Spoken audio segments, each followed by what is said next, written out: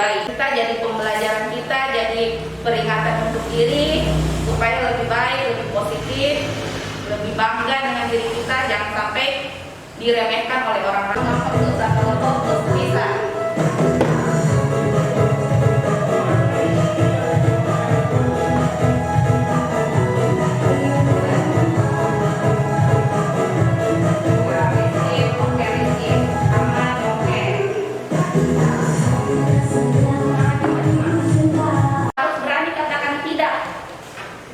Jangan karena perasaan, aduh taman ini dia mau kucilkan, dia mau jauhi saya, kalau tidak mau jadi mau ikut.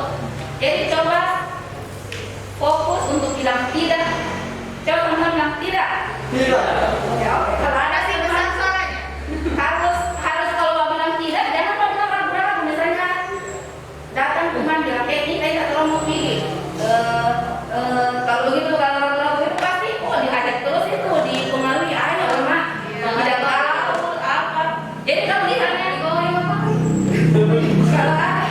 Kalau ada yang ajak langsung dengan tegas katakan tidak. Tapi bawah.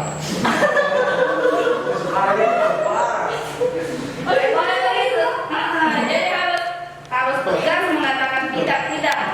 Karena kapan kita ragu-ragu ada celah untuk teman itu tetap paksa untuk ragu. Nah kemudian, nah ini buat bercanda juga, bisa dibuat bercanda. Kalau memang segan untuk menolak, kemudian segan juga katakan tidak, nah kita bisa buat bercanda. Misalnya memanggil minum atau merokok. Nanti merokok keempat, tentunya ya kita tahu. Ya, jadi itu dibawa bercanda juga bisa. Jangan nanti kayak lampir, mudah karena ini namanya merokok kan. Kemudian bisa juga dengan ganti topik pembicaraan. Misalnya diajak ayo rompi minum atau rompi merokok, rompi bahas sabu-sabu. Atau langsung ganti. Saya ini ada teman panggil main futsal. Kayak Farhan kan sering main futsal. Ada teman panggil main futsal, main basket. Pokoknya ganti topik pembicaraan sehingga dia tidak melulu di topik untuk mengajak itu. Nah ini yang ada juga bisa buat alasan untuk pergi. Datang misalnya teman, ayo kamu pergi. Sorry saya mama aku suruh kesana langsung pergi. Jangan tinggal di situ lama-lama, akan tergoda kalau tidak bisa menolak. Hanya saya mama suruh beli gula, beli apa? Jadi ada alasan aku beli. Tunggu ada bosan. Nah ada itu kalau mau sebagai pengalaman gitu. Ini juga boleh bagi berbuatan. Ini dari mana? Nah ini bagaimana kiat-kiat kita. Yang pertama ini menghindari masalah. Jadi hati-hati dengan siapa kita bergaul, karena pergaulan itu sangat menentukan. Kita bergaul dengan komunitas peminum, kita nanti akan jadi begitu. Kita bergaul dengan, istilahnya kalau kita bergaul dengan penjual parfum, kita juga ikut wanginya. Jadi pilih-pilih kalau dalam berteman. Kita bergaul dengan orang baik, insya Allah kita juga akan ke arah yang lebih baik. Tidak tidur, tidak rasa ngantuk. Jadi jangan seperti itu. Kemudian ini temukan hal menarik untuk dilakukan. Misalnya aktivitasnya melukis, silahkan melukis. Ibu Isna suka di jalan ke sana kemari, ke sana kemari, tapi yang menghasilkan di baju apa? Sana kemari kerja. Nah ini harus lakukan hal yang membuat bangga. Jadi kita harus identifikasi diri kita, kira-kira apa yang bisa menimbulkan kebanggaan bagi diri kita sendiri. Jangan sampai kita malah tidak bangga dengan diri kita. Jadi orang memandang kita juga tidak bangga, meremehkan. Tapi kalau kita bisa mengidentifikasi apa yang kelebihan kita, bisa jadikan kebanggaan buat diri kita sendiri, otomatis orang lain juga bisa bangga dengan kita. Tapi kalau diri kita sendiri tidak bangga dengan kita, malu dengan diri kita, bagaimana orang lain memandang kita? Seperti itu. Jadi cari hal kekuatan kita, kepositifan kita, itu kita bangun terus dan bikin untuk bangga dari diri kita sendiri. Ini buat keputusan sendiri, jangan apa-apa, saya tahu yang memutuskan untuk diri kita sendiri. Diri kita, jalan hidup kita sendiri yang harus menentukan, tentunya dibantu dengan orang lain. Tapi intinya kita harus tahu arah jalan hidup kita sendiri. Kalau kita tidak bisa punya keputusan untuk diri kita sendiri, bagaimana kita mau ke depannya? Nah, ini tidak ada yang bisa membuatmu merasa inferior, merasa hebat tanpa izin darimu. Jadi jangan beri mereka izin. Jadi jangan sampai orang lain yang mengatur hidup kita. Jangan sampai karena narkoba, kita jadi budak narkoba, kita diatur-atur oleh narkoba, diri kita hancur. Jadi sebisanya kita harus membangun kebanggaan, membangun kepositifan dalam diri kita sendiri. Oke? Bisa? Bisa? Walaupun ini mungkin tidak masuk, minimal ada yang masuk istilahnya masuk keluar dari telinga kanan keluar telinga kiri, apa daripada masuk telinga kanan langsung keluar ulang, tidak masuk, tidak ada yang tak masuk langsung keluar ulang. Nah, minimal ada yang menyangkut di pikiran kita, jadi pembelajaran kita, jadi peringatan untuk diri supaya lebih baik, lebih positif, lebih bangga dengan diri kita. Jangan sampai diremehkan oleh orang lain, karena kebanyakan memang namanya pengguna ini orang biasanya orang anggap miring tuh istilahnya begitu. Jadi jangan sampai itu membuat diri kita minder, hancur diri kita. Jadi mulai sekarang mumpung belum terlambat, ubah kebiasaan kita ke hal yang lebih positif. Bangun kepercayaan diri, gali potensi diri, apa yang bisa kita lakukan hal-hal positif, itu kita fokus untuk ke hal-hal yang positif. Oke? Ini masih ada ini saya explaining ya. Ada kalau saya bilang pagi 1 kali tepuk, kalau saya bilang siang 2 kali tepuk, kalau bilang sore 3 kali tepuk, kalau bilang malam begini setengah tepuk. Jangan sampai tidak terdengar berarti. Jadi mau dilihat di mana masih fokus tidak. Pagi, sore, malam, malam tadi saya bilang ulang ya. Berarti belum fokus ini, belum fokus. Siang, malam, oke. Pagi, oke. Tangan.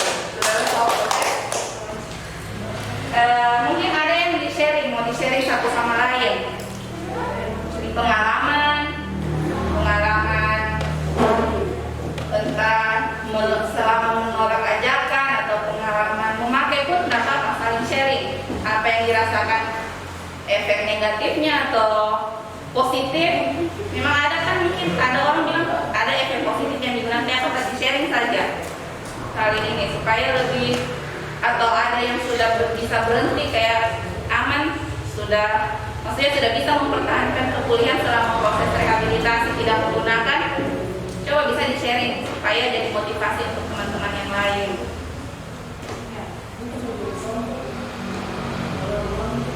Maksudnya apa yang jadi motivasi sehingga bisa mempertahankan kepulihannya, tidak tergoda lagi. Maksudnya kiat-kiat menghindari lingkungan atau bagaimana, silakan bisa dicerita. Ya lebih mencari kesibukan sendiri lah, agar tidak terpengaruhi teman-teman dan jangan kotoran pikiran, agar tidak berpikir pada hal-hal yang berbeda pada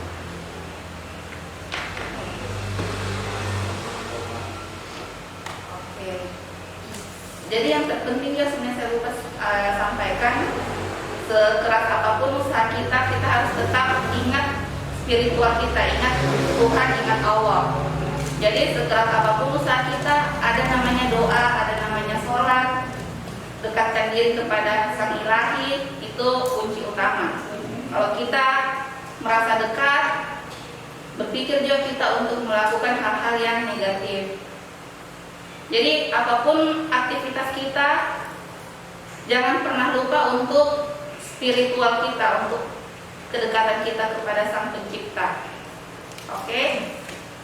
Karena bagaimanapun kita akan kembali ke sana. Jadi kalau ada masalah, tidak ada salahnya kita duduk berdoa, berzikir, sholat. Itu saya rasa hal yang sangat dekat. Kalau kita ada masalah, berwudu, kemudian sholat, kasih lama-lama, sujud, itu bisa menenangkan hati dan pikiran.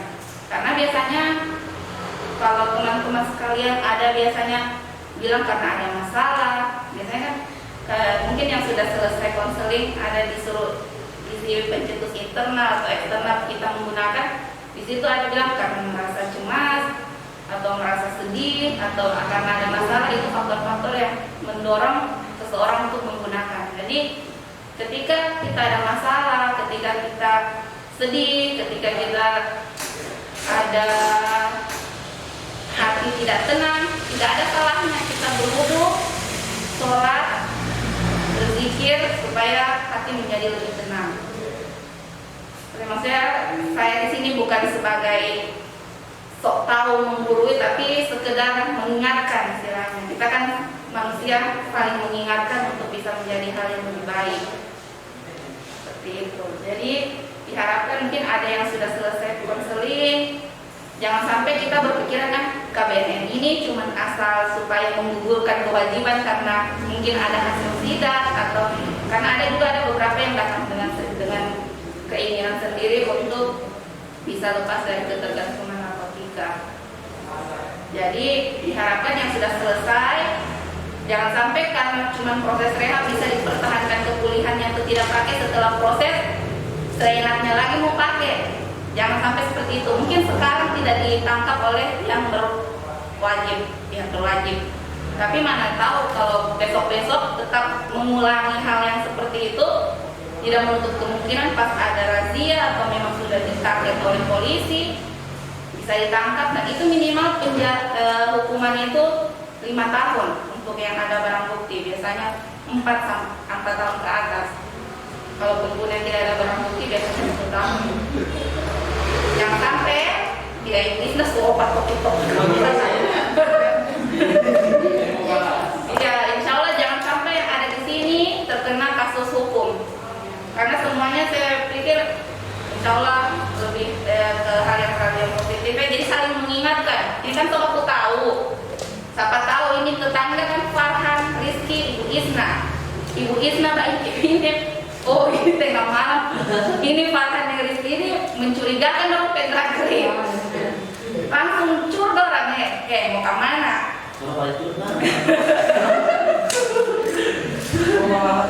Pokoknya saling mengingatkan.